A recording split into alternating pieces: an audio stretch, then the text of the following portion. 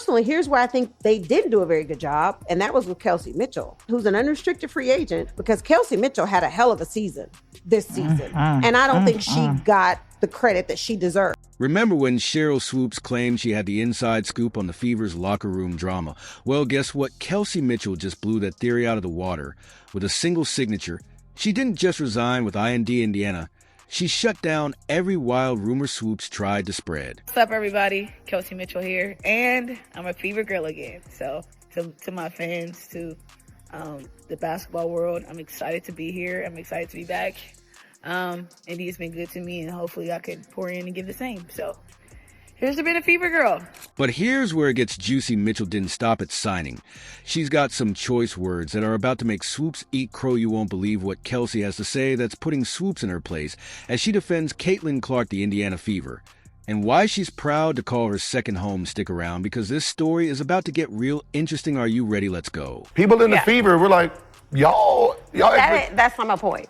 There's a lot of other shit going on that players are like, this ain't where I want to be. Over there. Yeah.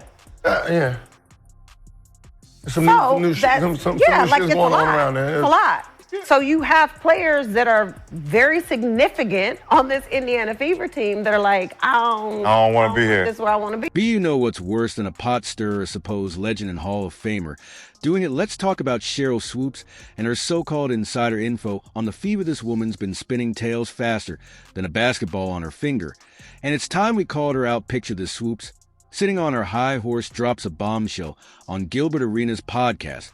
She claims there's a lot of other things going on with the Fever, according to her players are itching to bail, saying this ain't where I want to be. Really, Sheryl, because from where we're standing, the Fever just had their best season in years. What kind of things do you feel? I'm not in the locker room. Okay. But I'm talking about more social media. Okay. It's a turn. Right? It's a turn, right? It's really a turn of the tides. Well, right. Gil, here's my point. The beginning of the year, right? Everybody saw it. Wait, there's more. Swoopes didn't stop at trashing the team culture. She went after Caitlin Clark like a hungry defender on a loose ball. Remember when she tried to diminish Clark's NCAA scoring record? Swoopes claimed Clark was in her fifth year. A 25-year-old playing against teenagers. Newsflash: Sheryl Clark was in her fourth year.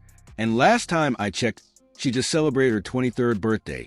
And don't even get me started on Swoopes' prediction about Clark's WNBA struggles. How'd that work out for you? Sheryl Clark just became the first rookie in almost 2 decades to make the All-WNBA first team. But I guess breaking 62 records in your rookie season is what Swoopes calls struggling. 3 WNBA MVPs in your career. Would you consider each of those 3 seasons as dominant seasons for yourself? No. I can't.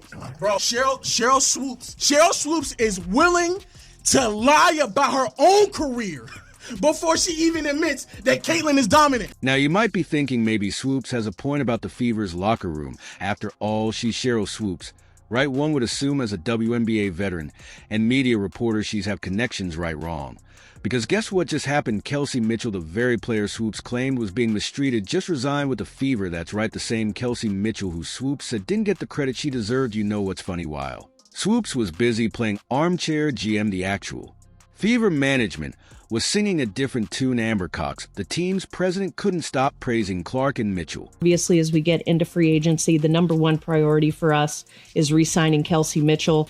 I think that backcourt was about as lethal as we've seen in the WNBA, and I'm talking maybe in history in the second half of the season last year. And Stephanie White, she's been gushing about Mitchell's importance to the team's future.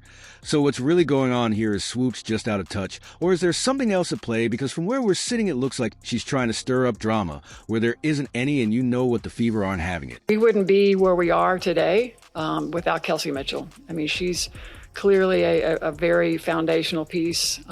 She's got 7 years of being in and out of this building. She went through a lot. Where it gets really interesting, what did Kelsey Mitchell actually say that's putting Swoopes in her place?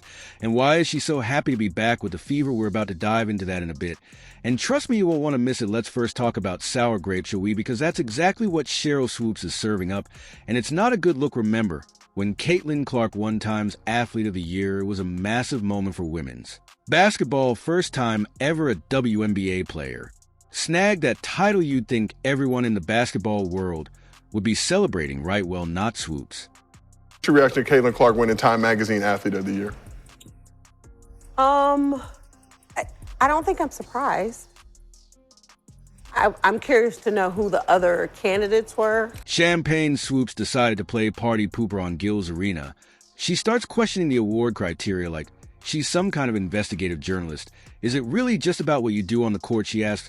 Come on, Sheryl, we all know it's not just about buckets and assists. While Clark was an MVP candidate in the WNBA last year, it's also about impact, influence, and pushing the sport forward, and Clark, she's doing all of that, and then some, especially after her back-to-back historic NCAA senior season at Iowa and her record-breaking freshman season at Indiana. The fact that that's the very first WNBA player to ever win Time Magazine Athlete of the Year is pretty special. And my question is, like the criteria, is it based off of her performance on the court, which, yeah, she had a great year, or is it more about the impact that she had on the game this season? A way that gets better, Swoopes, then suggests that Asia Wilson should have been nominated instead. Now, don't get me wrong, Wilson is great on the court, but this isn't about pitting one player against another. It's about recognizing a groundbreaking moment for women's basketball. As a whole, Swoopes missed the forest for the trees, and it's honestly kind of embarrassing. Put Asia Wilson in there. That was just basketball. So that's what I'm saying. Was it just the performance on the court, or it's global? Else? It's like, I think it's everything. Yeah, it's everything. You want to know what real leadership looks like? Look no further than Amber Cox, the Indiana Fever's GM. When asked about Clark's time, when Cox didn't hesitate. She called it a massive deal for women's basketball, no ifs, ands, or buts, just pure unadulterated support for a player who's changing the game. I think Caitlin Clark deserved that award. What Caitlin Clark did, because so many eyeballs were on her, was she is a huge multiplier effect of that. Let's talk about that change for a second. You know how some people say women's basketball doesn't draw crowds? Well, Clark just blew that argument out of the water with analysts not just saying that Clark moves the needle, but that she is the needle. A lot of people say that Caitlin Clark moves the needle. That is wrong. She is the needle. She dictates. We all know what she's done on the floor. It's history, right? But off the floor, my goodness. But here's where it gets really interesting. While Swoopes is busy throwing shade, the Fever organization is basking in the sunlight. She and the Indiana Fever accounted for 45% of all the broadcast value of the WNBA last season. She accounted also for helping drive the numbers of merchandising up 500%. Of course, her jersey was #1. And you know what the numbers back it up? The WNBA saw a huge spike in viewership and attendance during the 2024 season. We're talking packed arenas, merchandise flying off the shelves, and social media buzzing nonstop. This isn't just good for Clark or the Fever, it's good for every single player in the league. So I think Caitlin, she moves because she knows people follow her no matter where she goes, and she's very strategic about dictating where her value is. But Swoopes, she's stuck in the past, acting like Clark's success somehow diminishes the achievements of others. It's a classic case of back in my day syndrome. And it's not a good look for a Hall of Famer. You'd think someone who blazed trails in her own career would be cheering on the next generation.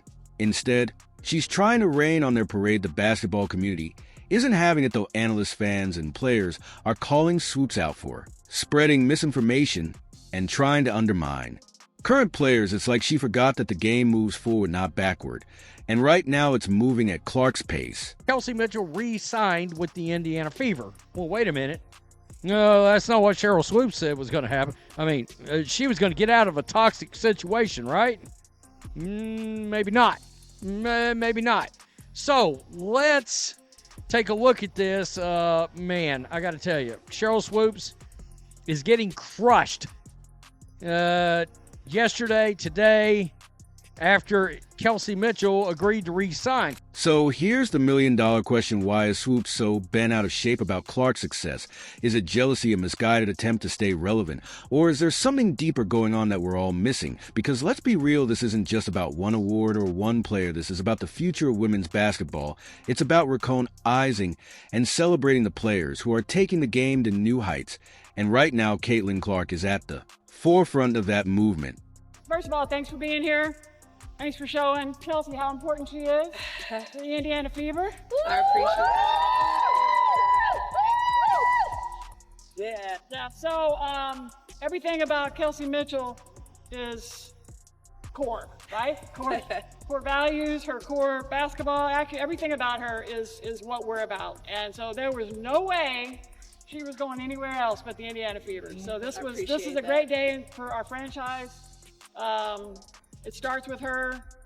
Her legacy continues in an Indiana jersey, and we're off to the races now. So Champagne Swoopes decided to play Party Pooper on Gil's Arena.